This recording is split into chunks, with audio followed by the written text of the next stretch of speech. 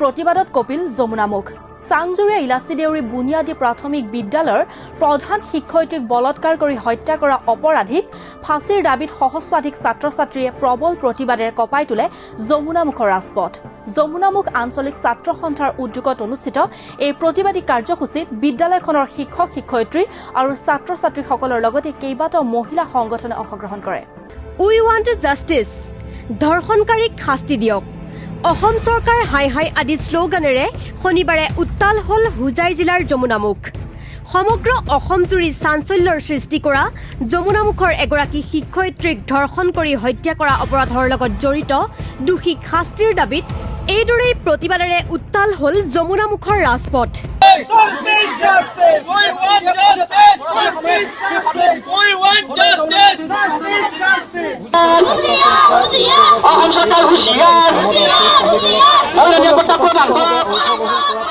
BJP চৰকাৰৰ সৰ্বানন্দ সোণোৱাল চৰকাৰক আমি সকীয়াই দিব খুজিছো যে নাগৰিকক সুৰক্ষা কেনেকৈ দিব।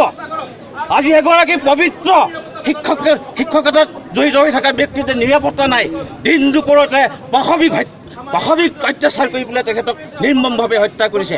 গতিকে এনেকুৱা ধৰণৰ যাতে ভৱিষ্যতলৈ কোনো ধৰণৰ হত্যাকাণ্ড লুণ্ঠন যাতে নহয়, অসম চৰকাৰক সকীয়াই দিব খুজিছো। নাগৰিকৰ নিৰাপত্তা লাগে। অন্নময় বৰাৰ হত্যাকাণ্ডৰ লগত দুগৰাকী ব্যক্তি এতিয়ালৈকে ধৃত হৈছে, চেলিমুদ্দিন আৰু মনিৰুদ্দিন। এই দুজন ব্যক্তি আঁৰত কোন ব্যক্তি লুকাই আছে আমাৰ আজি সন্দেহ হৈছে। এইটো ৰহস্যজনক হত্যাকাণ্ড। এই ব্যক্তি দুজনৰ পিছত তৃতীয় শক্তি আমাৰ জড়িত থকা আমি অনুমান পাইছোঁ।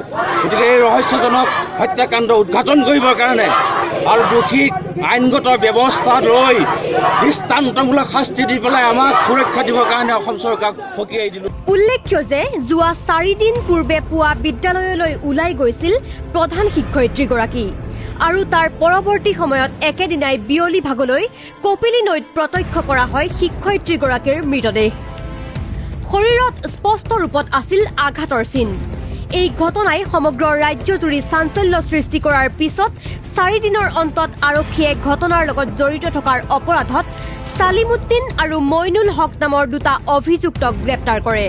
আৰক্ষীয়ে এই গ্ৰেপ্তাৰৰ পিছতেই শনিবাৰে এই দুই অভিযুক্তক চৰম শাস্তি প্ৰদানৰ দাবী তুলি এনেদৰে যমুনামুখ চাংজুৰিয়া ইলাচি দেউৰী বুনিয়াদী বিদ্যালয়ৰ শতাধিক ছাত্ৰ-ছাত্ৰী, শিক্ষক কৰ্মচাৰীৰ সহিতে কেইবাটাও দল সংগঠনে উত্তাল প্ৰতিবাদ সাব্যস্ত কৰি কঁপাই তোলে যমুনামুখৰ ৰাজপথ। আনহাতে প্ৰতিবাদকাৰীসকলে দবকা ৰাজহ চক্ৰ বিষয়াৰ জৰিয়তে ৰাষ্ট্ৰপতিলৈ এখন স্মাৰক পত্ৰ প্ৰেৰণ কৰে। কামপুৰৰ পৰা পুষ্প চৌধুৰীৰ সহযোগত news desk report BMC news.